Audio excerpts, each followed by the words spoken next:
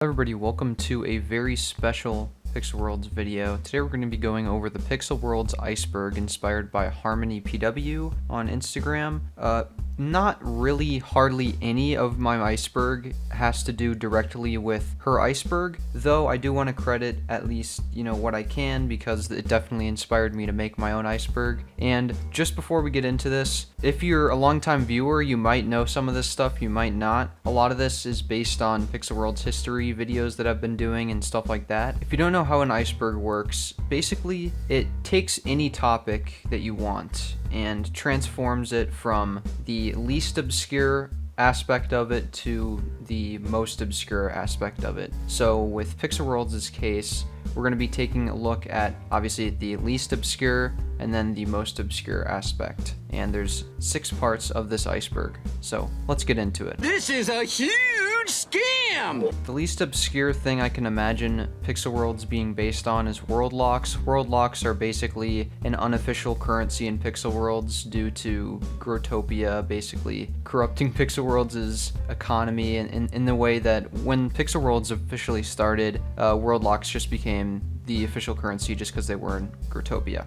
The next thing is Jake. So Jake is of course the community manager of Pixel Worlds. He's like basically the figurehead of the game, so that's pretty much common knowledge for any player. World of the Weeks, basically every single week one world is picked by mostly Jake. I believe sometimes it's picked by the development team as well. And yeah, World of the Weeks. The featured tab next. The featured tab since I believe even just the beginning of the game around 2017, early 2017. The featured tab features Pixel Worlds videos from the community.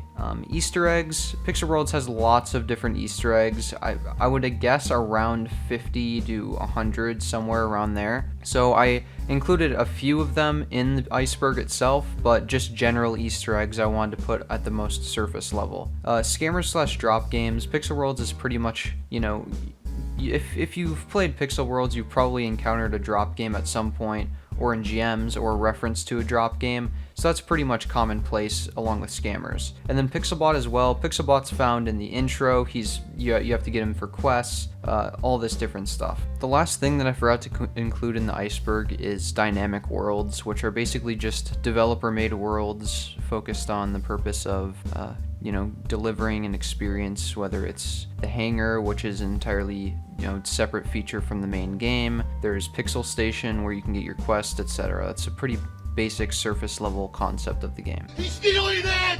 The second layer starts with the old forums. Most players know about the old forums. It's basically just the new forums except worse. So yeah, there's a bunch of old information about the history and a lot of old players on there, but again, most people know about that. Kukori is the maker of Pixel Worlds, and it houses the development team with, Apuv, Midnight Walker, Endless, Dev, Commander K, etc., etc. And, I would say it's probably a less known fact than Jake, so I had to put it on this layer. The Banning Scammers series is a series by Jake where he bans scammers. It's pretty simple, but it's a actual, banning scammers series that is I don't know, it's sort of interesting. The next thing is ad or design contests. If you've played Pixel Worlds long enough, you know that they've made, multiple design contests each year since the beginning of the game, and then also advertisement contests. So yeah, PewDiePie cat headphones. I was gonna put this lower of a layer, but I don't know, I just needed to include this here. The PewDiePie cat headphones Easter egg was implemented around when PewDiePie vs. T-Series became a big facade, so it's pretty interesting that they included that into their game. The next thing is Jake's streamer video leaks. Again, a pretty general thing. Jake will incorporate leaks or stream content into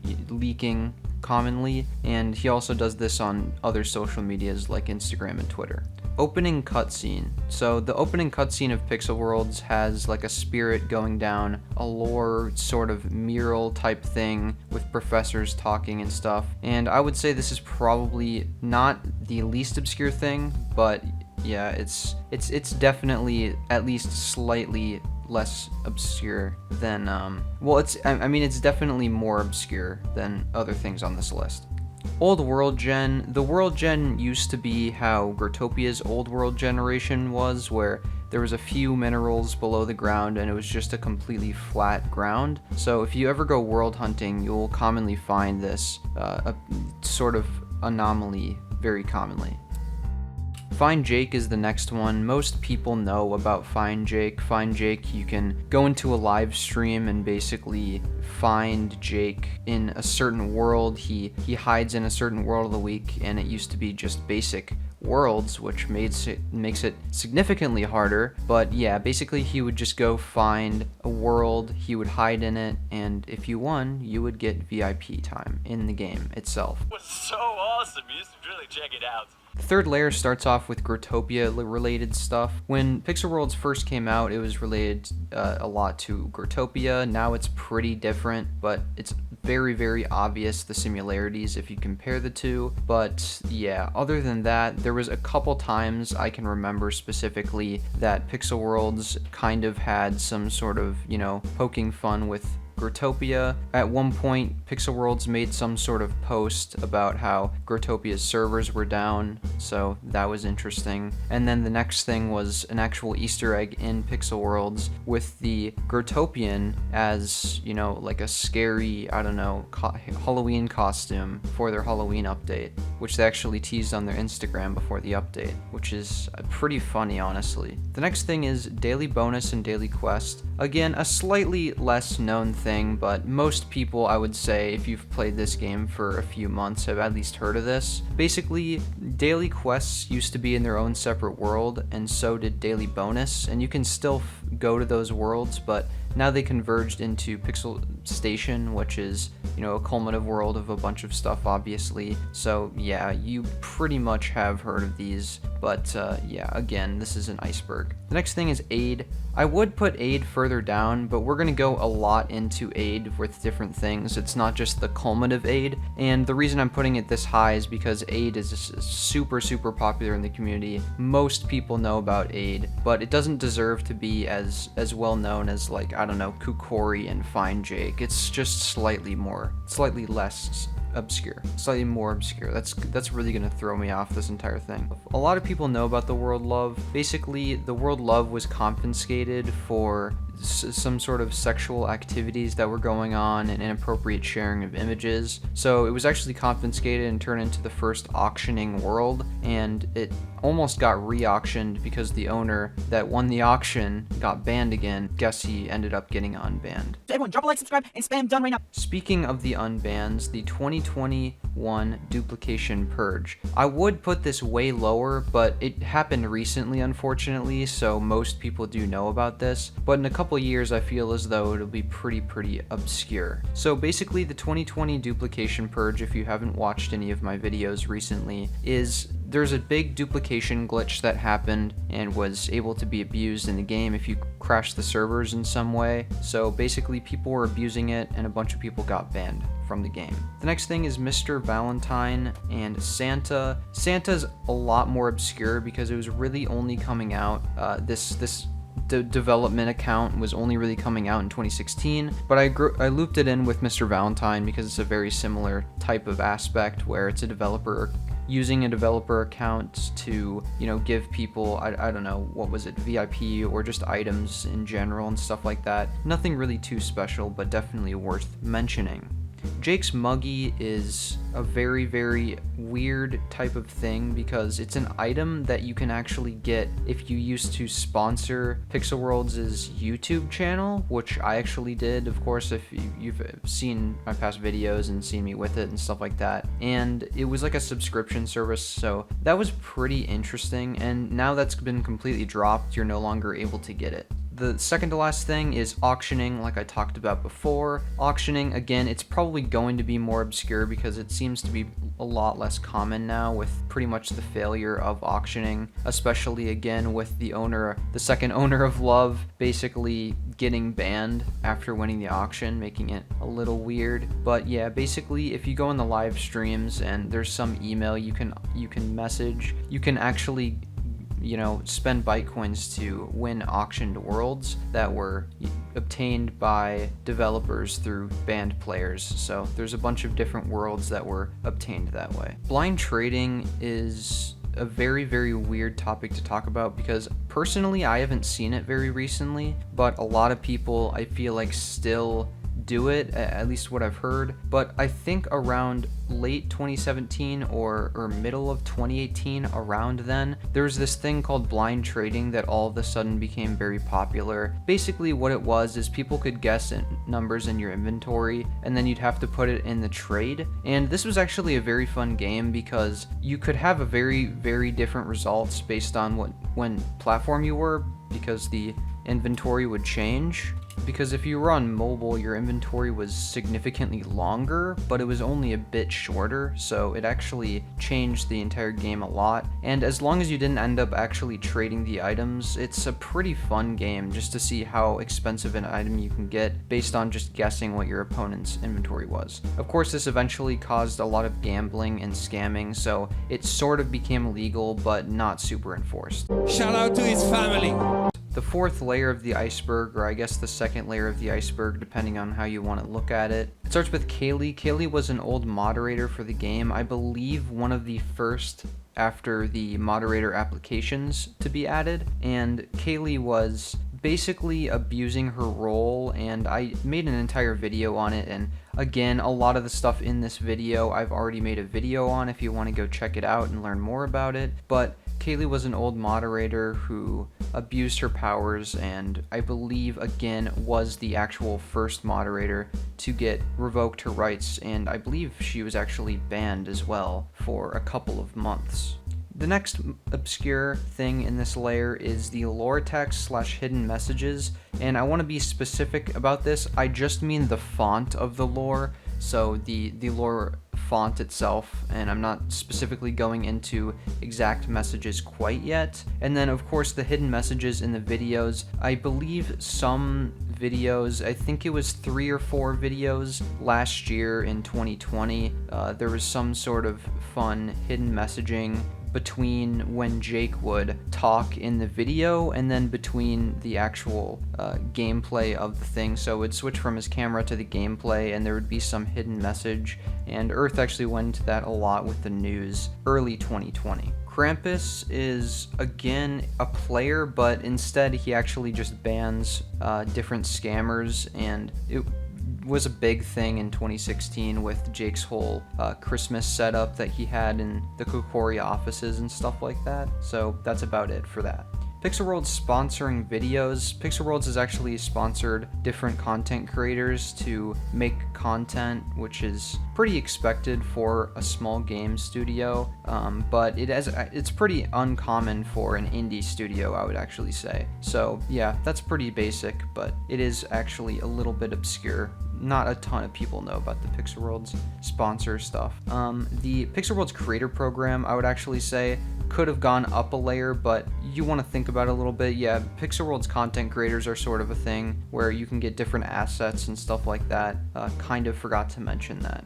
The booster removals. So Pixelworlds would gradually remove items from the boosters as years went on without really telling anybody that they would be gone the next year. So for example, the Easter booster in 2017 that I actually made a video on and spent, I think, half 100K on. Basically, they removed, I believe, the bunny tail of that year, and also the ski gloves, the ski hair, the ski suit, all that sort of stuff. And they would continue this trend with other boosters along the time, but they would, be more specific and eventually try to make it clear that they're actually just trying to make specific sets, adding specific sets to each booster per year and then removing them later on.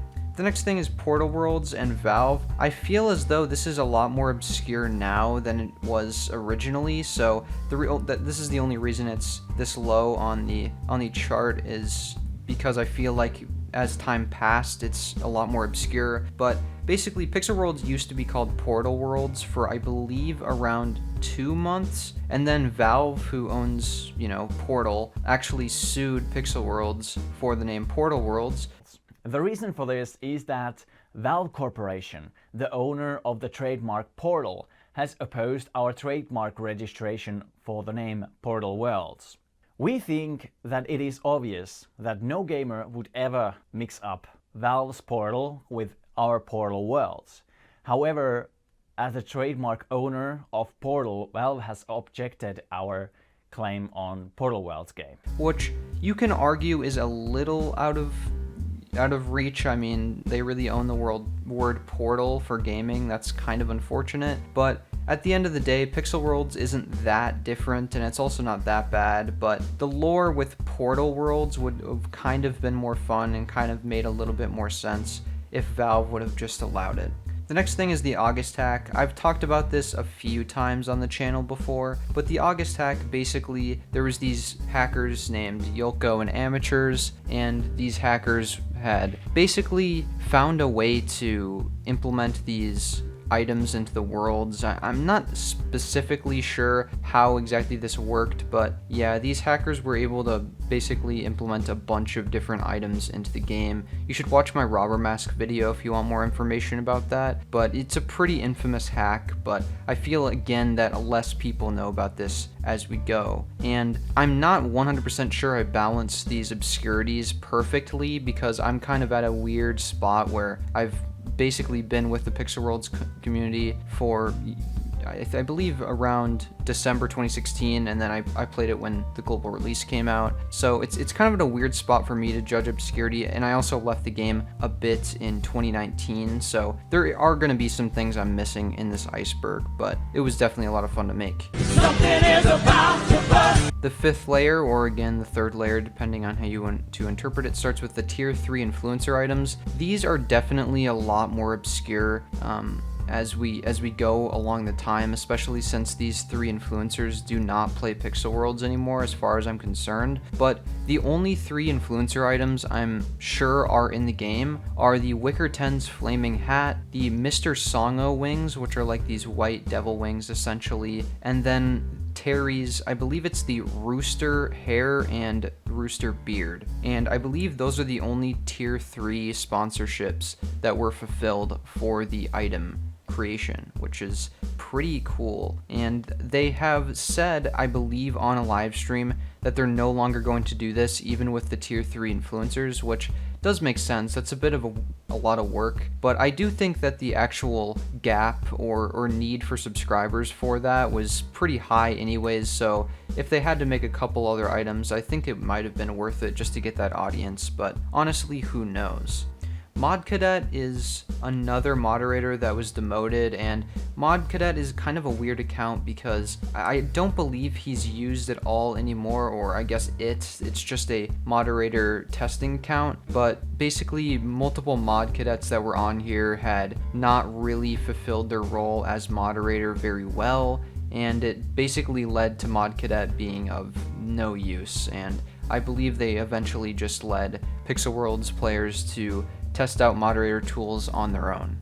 The next thing is rare booster seeds. Basically, booster seeds were, dropping from certain items, and then eventually Pixel Worlds would patch out the ability to get seeds from certain items. So as time goes on, people quit, they don't sell their items, and these seeds just get more rare and rare because, Pixel Worlds wouldn't remove them, and they just removed the ability to get them, so they just become rare in general. Demos and Krampus, basically dev worlds that had special items that you could actually get from them, and they're mostly unbreakable, I believe, but some of them, like the Greek Pillar, actually just completely flooded Pixel Worlds because a couple of them were found to have seeds and they became farmable, and there just became a bunch of these, this crazy item like Greek Pillar. So it's actually a pretty cool aspect of the game itself. The next thing is the Wicker 10 sponsorship. The Wicker 10 sponsorship is very interesting because they actually flew, and I believe this is the only time they've ever done this, they actually flew Wicker 10 up to Finland from America. I believe he lived in California or something at the time, probably, and Wicker 10 actually was there on stream with Jake, trying Finish Candy and playing Pixel Worlds, and it was actually pretty cool. Missä X? Yeah. Missä X. Missä X. Missä X. That's like, where is the X? Okay. Where X? Interesting. But unfortunately, Wicker 10, he doesn't even play Growtopia anymore. He's like a TikTok star with the cheeky boyos or something like that. So honestly, good for him. Wicker 10 was like my childhood for Growtopia content. So I'm glad to see him succeed. But yeah, the Wicker 10 sponsorship was probably a very obscure thing that not a lot of people even think about nowadays. And the last thing for this tier of the iceberg is the aid buckle my shoe rhyme, which if you've never heard, 1, 2, buckle my shoe, etc. And then of course there's the Freddy Krueger edition of that, which is like 1, 2, Freddy's coming for you. And then Pixel Worlds also did their own rendition of this rhyme, and they did this for aid. And I honestly do not have the exact words right here on me, but I might flash them up on screen if I'm not feeling lazy. And that's about it for this layer. Roses are red, monsters are scary. Playing Fortnite for 30 minutes to own Prince Harry. The final layer of the Pixel World iceberg, and again, I'm not exactly sure if I balanced this right, but these are pretty much the most obscure things to conceptualize about Pixel Worlds in my opinion. So the 2016 to 2017 ad helper items, if I didn't make these videos, I feel like these would be a little bit more obscure. I'm not saying that I have some amazing influence that everybody immediately found out about these items when I made the video, but it's very obscure that this even happened. Basically, there's these special developer items that were only given out to a few players that helped on this early Pixel Worlds advertisement back in 2016, early 2017. And they were given like the red glasses and the long blonde hair and stuff like that, and they eventually phased out in the game. A lot of people try to argue that they were obtained in a different way, and I suppose you can argue that, but there's really been no other case of people finding out how to get these items other than just them being given out or given away by developers, because they eventually did not have a use ever to come into the game. The Frost Cape debacle, this may seem like a very, very surface level thing, but you'd be surprised how controversial it is in the community if you ask some old players. So people, for some reason, don't actually remember, even when they were playing the game, that the Frost Cape is the only item in the game to ever actually be in the booster, and also be a VIP grand prize. In fact, it's the only ever item in the game to be a VIP grand prize and be obtainable in another way in the game besides obviously PWE and trading. So it's actually very impressive, the history of this item. Basically, again, it was in the 2016 Christmas booster, and then it was eventually removed from the booster the following year, and it was also in the VIP grand prize. And at that time, they didn't really know what they were doing, but following that, they decided to just keep VIP grand prizes completely exclusive. The next thing is the Mural storyline. I would have put this further up, especially considering that the cutscene was actually in only the second layer of the iceberg, but the Mural storyline is a much more obscure thing, and you kind of need to have a lot of knowledge about the entire Pixel Worlds lore itself. So the storyline of the Mural itself is, I feel like, a much more obscure thing, and I did make an entire video on that, just my theory on the storyline. The next thing is SemiFeaturing. This is a very, very obscure thing that not a lot of people even know Pixel Worlds does, but sometimes Pixel Worlds will actually feature a video, or more specifically Jake will feature a video because he's the community manager of the game, and he'll feature a video but later in the list. And he's actually done this for my video before. Back when I originally started making Pixel Worlds content, I made these Pixel Worlds Lego creations, and I made 2 of them in about a week, and he featured one of them at the front, but he actually featured the other one way later down the list, I think in like the last 2 or 3. So it's actually cool that even if you don't have a super amazing video, but it is worthy to at least be featured in the game, or you're a Pixel Worlds content creator who just keeps sending out banger videos, he'll maybe feature both of your videos at the same time, but just one later down in the list. But again, not a lot of people know that they even have ever done that, so it's pretty interesting. Rose of the Skies.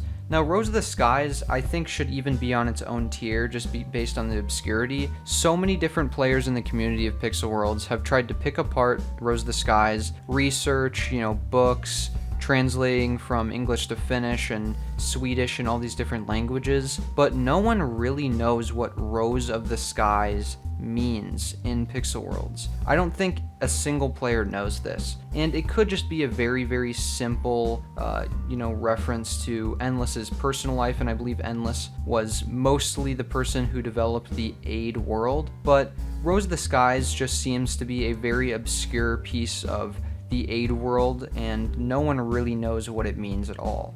The next thing is the glitched fertilizer / fawn ears. I know this is really, really far down, and again, I'm not sure if this is perfectly balanced, but I feel like the glitched fertilizer and fawn ears is just an insanely obscure concept because it was just in the game for hardly any amount of time, and people ended up forgetting about it because it didn't go super, super huge in terms of the span of the community and getting passed around and everything. So the glitched fertilizer was an item that was actually available for a quest in a little bit of time, actually. Basically, it's a block that's the fertilizer, and it's weirdly placed, and it's actually still in the game. And then there's the fawn ears also, which, when the original, I believe it was the dark booster. I always forget the name. I know there's the elven booster, but there's like the dark booster, the orc booster, or whatever, the counterpart to it. Because it was automatically released, there was some bug with it where the fawn ears that were implemented in the actual thing itself ended up being glitched to where, again, it's the same type of thing. It was like a block, but instead of it being a normal block, it was just invisible when you placed it, which is pretty interesting. And that's about it for the Pixel Worlds Iceberg. Thank you so much for watching this entire video, if you made it this far, and let me know if I forgot anything in this video. I definitely did, but I wanted to cover like some obscure things about the game, and I just thought it would be a fun like penultimate Pixel Worlds history obscure trivia video. So that's it for today's video. Tell me how many of these you knew in the comment section below, or just maybe tell me how many you missed, like with numbers or something. And again, that's it for today's video. Thank you guys so much for watching. I'll see you guys next time. Bye.